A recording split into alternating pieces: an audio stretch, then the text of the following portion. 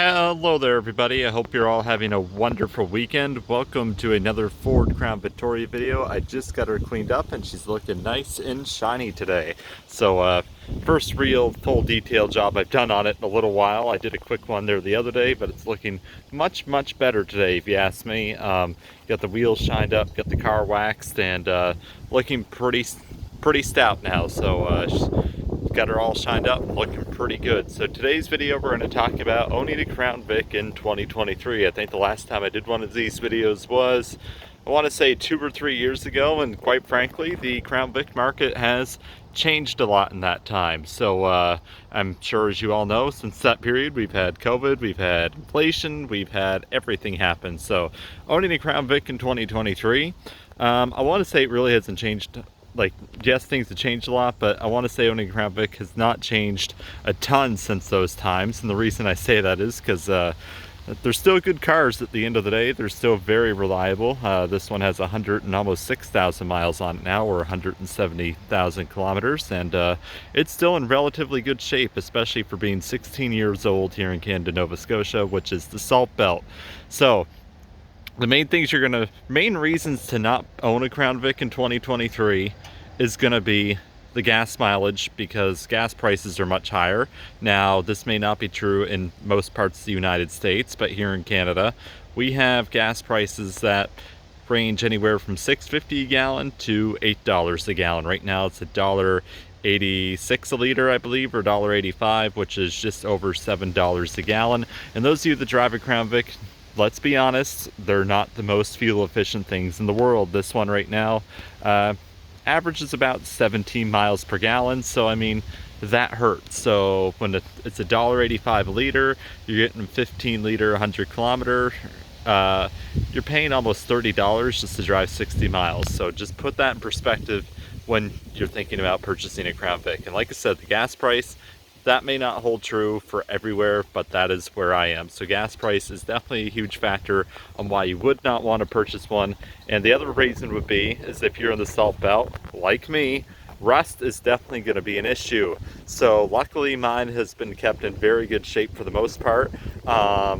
I did have to get some rust repair for those of you that have followed me, but those of you that don't, I did have to get the fender patched over on this side. The other side still looks near new, but I had to get the fender patched. It is going to come back through, because I'm going to be honest, this is body fill here, and the rocker panels, they had to get, it's hard to see on video, they got patched, not replaced. And I know you guys are probably going to say, why didn't you replace them? Why didn't you replace them? Well, I'm going to tell you, by the time you get a new fender here in Canada, you're going to be looking at, because I'm going to be honest, you're not going to find a clean one at the junkyard that's not rusted out. You're going to have to import one from the States or wherever, and by the time you pay for shipping fees and all that, I looked on Rock Auto, you're talking about $700 just for the fender before it even gets here painted and put on the car. And rocker panels would have been another easily $2,000 to $3,000 on top of that to get them done properly with new metal painted and put on properly, because they are not easy to do per se, and definitely takes a lot of labor costs for a shop to do rocker panels properly. So this unfortunately is just a patch job, so I was paid $1,200 for that and get all that done, or I could have went out and spent $3,500 to $4,000 to get all the panels and everything replaced, which to me is not worth it. The other thing too is, guys, the reason why you wouldn't want to purchase one in 2023 is, I addressed at the beginning of the video, the cost of everything has gone up, and that includes Crown Vics. To find a good, clean, mint condition Crown Vic with under 100,000 miles, honestly, you're probably going to be looking anywhere from $5,000 to $9,000. That's just the way it is. And even then, $5,000 at this point, but just looking at some of the posts in the States, or even here, $5,000 is still going to get you a car with probably about 120,000 on it, which, don't get me wrong, there's still a lot of life left in a Ford Crown Victoria at that mileage. But like I said, it's still, mileage still counts regardless of what vehicle it is. Doesn't matter if you're driving a Camry, Corolla, Crown Vic, or hell, even if you're driving a Kia, the mileage matters, albeit not nearly as much as on these cars and Toyotas as I just mentioned, but mileage still matters regardless of what you're driving. It's still use and abuse on the suspension, still use and abuse on the transmission, all that stuff. Really, those are the main things why you would not want to purchase a Crown Vic. Now, the thing going forward still in 2023 is even though they are old, which can also be a con and reason why you may not want to get one, they're still old, but because like I said, the newest one out there now is 12 years old. And honestly, most of them are more than that at this point. This one, like I said, 16 to 2007. But the the thing is when they're old, they're going to have more upkeep and stuff like that. So make sure 100% you keep your fluids changed. Like I said, when I first got this car, I had the transmission fluid changed a little over 4 years ago, or 30,000 miles ago. It's due for it again here soon. I had the rear end fluid done, brake fluid, power steering. So all that stuff got done, coolant got done. Definitely things that you want to do to make sure the car is going to last a long, long time.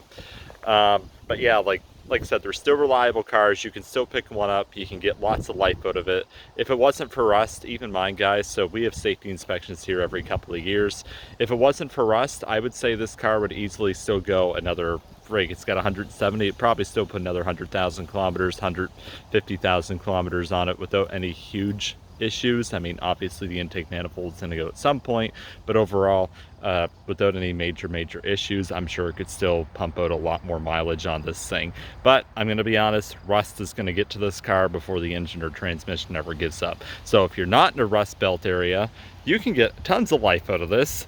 And I will say, like I said, as far as gas mileage goes, it's going to be cheaper to operate a Corolla or a Camry or something that gets more mileage.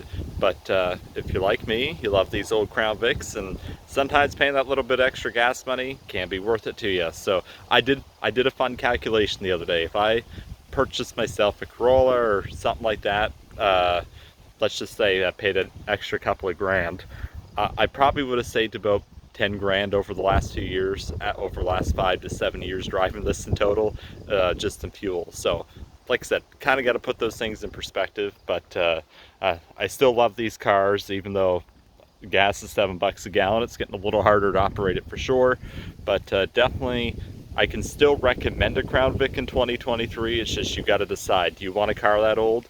Do you want to pay the gas mileage on that car? Insurance is cheap and parts are still cheap, but you just got to decide, do you want to pay those things in 2023? Do you want to pay a lot more for gas? Because even in the States, let's be honest, gas is going to, on average, keep going up and up and up, especially these days. And it sucks, especially as they're trying to force electric vehicles and all that. It's what's going to happen. Gas is going to keep going up and up and up and up. So it's just, do you want to be able to deal with 17, 18 mile per gallon average and 20 to 22 on the highway? I know you guys are going to say, hey, it's a huge car with a V8, that's pretty good mileage.